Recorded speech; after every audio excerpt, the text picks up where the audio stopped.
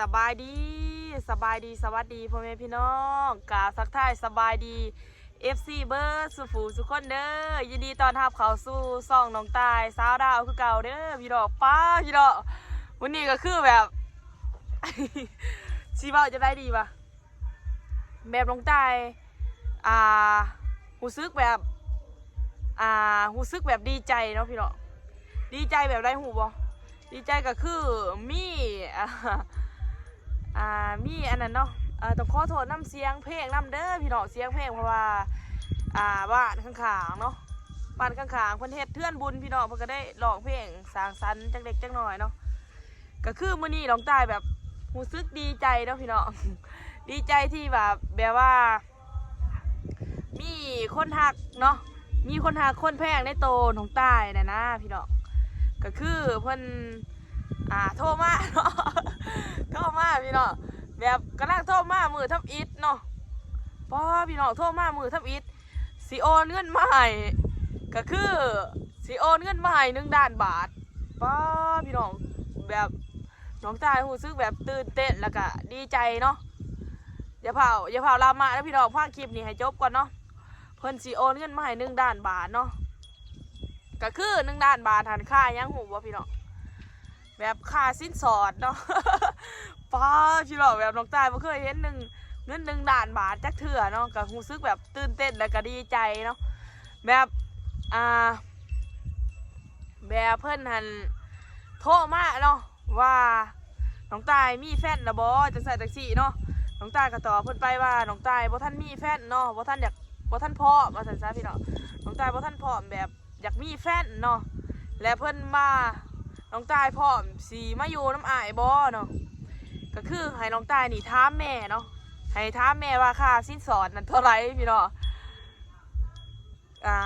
น้องตายก็บ่ได้ถามอีแม่แหละเพราะว่าบ่ฮานเบาเนาะบ่ฮานเบาแบบบ่ฮานเดียค่าสินสอดนะแบบเฮาก็เป็นเด็กบ้านนอกนะเนาะพี่น้องก็คือบ่ฮานแต่ก็บ่ฮู้ว่าเขาจะเว้าเด่นหรือเว้าเอาดีเนาะน้องตายคิดว่าแล้วจริงจังเลยแล้วโทรมาก็เปิดกล้องแล้วก็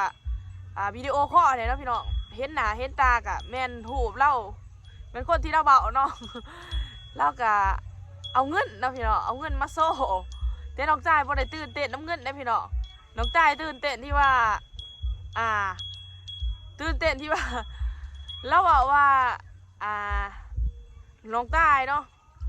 เบาค่ารองเท่าไรแล้วก็สิแต่งค่ะแต่ว่าน้องจ่ายบ่ได้เบาเนาะพี่น้องเพราะว่าบ่อยากไปตัวไปตบไพ่เนาะในห้องแบบห้องก็บ่ได้มักเข้าในภาษาพี่น้องบ่ได้มักเนาะก็คือบ่แม่นสเปคเนาะสิรู้ไอ้มาแต่ไสก็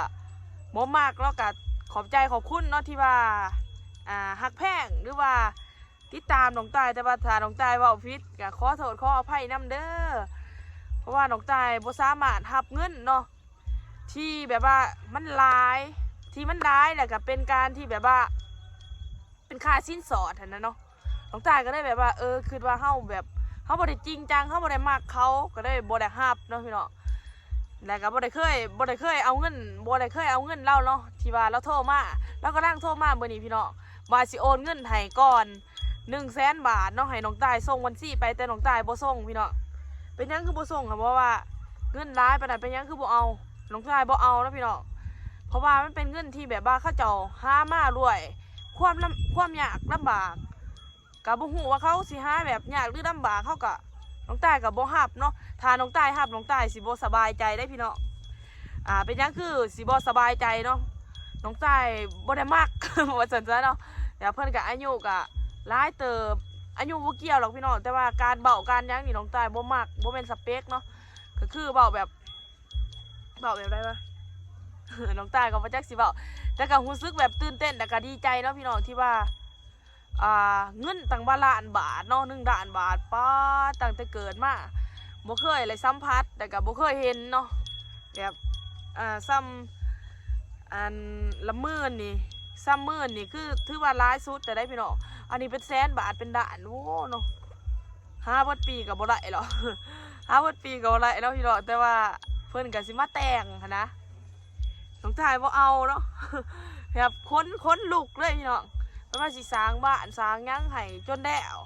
ถามว่าน้องตายแต่งงานกับเพิ่นน่ะเนาะโอ้น้องตายก็รู้สึกว่าถามว่าสเปคเนาะพี่น้องถามว่าบ่แม่นว่าแต่คนมีเงินเนาะถามว่าคนบ่มีเงินขอแต่ว่าน้องตายถูกใจสิว่าแต่1 ล้านบาท50 บาทน้องตายก็ยังเอาเนาะพี่น้องแต่ว่าเฮาอยู่น้ำเขาแล้วเฮามีความสุขเนาะอยู่แล้วสบายใจบ่แม่นว่าอยู่หย่อนเงินหย่อนค่ำบ่สำหรับน้องตายบ่แม่นแน่ล่ะเนาะมีก็ใส่บ่มีก็บ่ใส่เนาะแบบเฮาก็หาเองพอได้อยู่น้องตายแปลกใจที่ว่ากำลังหูจักกันมือเดียวนะพี่น้องกำลังหูจักแบบกำลังแซ่บแบบน้องตายก็คิดว่าเพิ่นเป็น FC เนาะพี่น้องคิดว่าเป็น FC เนาะแบบเพิ่นทักมาว่ามักในผลงานน้องตายมักที่ว่าน้องตายถ่ายคลิปเนาะวิธีบ้านๆนะก็ได้ว่าอยากคุยอยากหูจักเนาะน้องตายก็บอกโอเคไล่เนาะถามว่าอยากหูจักอะน้องตายก็ยินดีตอบด้วยว่าเบาน้ำมาไหนเนาะพี่น้องเบาน้ำทุกคนแต่ว่ามันก็สิบางคนเนาะบางคนก็ตอบบางคนน้องตายก็บ่สามารถตอบทั่วถึงเพราะว่าหลายคนนะแซดมากพี่น้อง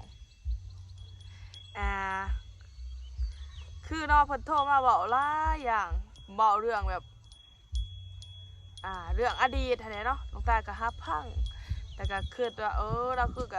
คือสิแบบว่าดีใจเนาะที่ว่าเฮาเว้าน้ำเล่านะแต่น้องตายก็บ่แม่นคนแบบคนที่ดังหรือว่ามีชื่อมีเสียงปานนั้นเนาะแต่ว่าเราแบบว่าเราดีใจเราอีหยังแฮงนะน้องตายก็รู้สึกแบบดีใจเนาะที่ว่าเฮ็ดให้คนคนหนึ่งมีความสุขเนาะพี่น้องมีความสุขแบบเฮ็ดให้คนที่แบบว่าฮักหรือว่ามักในโตเฮาเนาะได้แบบว่าได้อีหยังบ่เลยเว้าได้คุยกับแบบว่าคนที่มักเนาะก็คือแบบเพิ่นเป็นแฟนคลับบ่เนาะก็ดีใจเนาะพี่น้องแต่ว่าสิ่งที่น้องตาย บ่โอเคก็คือ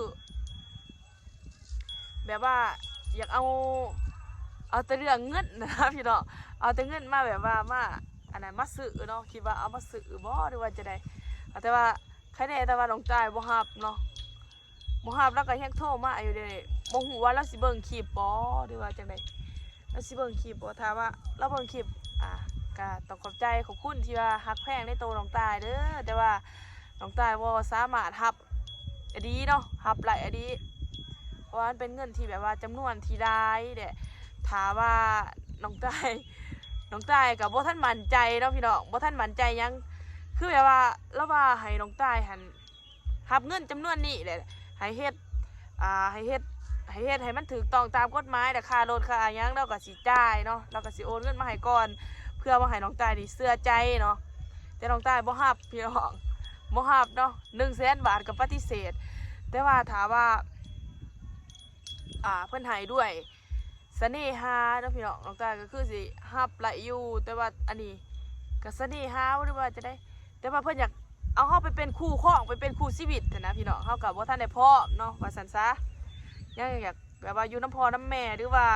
อยากหาคนที่แบบว่าคุยแล้วมีความสุขมีความมั่นใจเนาะถ้าว่าเฮาเอาเงินเพิ่นไปแล้วเฮาบ่ได้ไปอยู่น้ำเพิ่น